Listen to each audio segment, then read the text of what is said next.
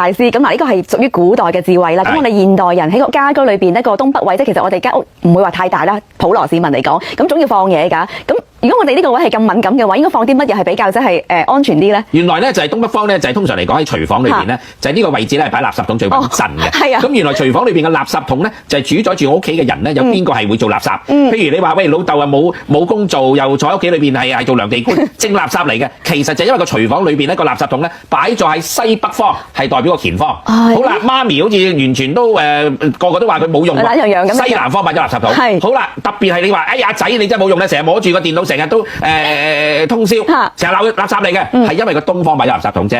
嗱，你個女一事無成，係因為東南方擺咗垃圾桶啫。所以喺呢度我教大家咧，就係千祈唔好喺廚房裏邊將垃圾桶擺咗喺頭先嘅西北、西南、東方同埋東南方，將個垃圾桶拱咗去嗰個東北鬼門位。咁你咧屋企裏邊就唔會有人叫做垃圾啦。咁所以咧呢個係一個幾得意嘅一個天機，甚至可以話喺易經文化、古文化裏邊一件幾得意嘅東西。原來垃圾桶咧係咁影響屋企。曾經我喺北京曾經見過一個人，佢本身屋企嘅大門對正嗰個位置係佢嘅位置西南方。咁我諗住揾間銀行咧，點知原來個垃圾槽兼係全屋村都喺嗰度倒垃圾嘅。當時佢好有錢，但係當嗰年嘅飛星飛到嗰度，佢真係嗰年突然間就發生事情，要走佬去外國。咁所以記住要留意屋企嘅垃圾桶嘅同時咧，亦要留意屋企嘅附近會唔會係一個垃圾槽。而個垃圾槽係對於你屋企嚟講係一個乜嘢方位？如果係西北方，父親就變垃圾；西南方媽媽變垃圾；東方大仔變垃圾；東南方大女變垃圾。所以通常嚟講，垃圾槽或者垃圾桶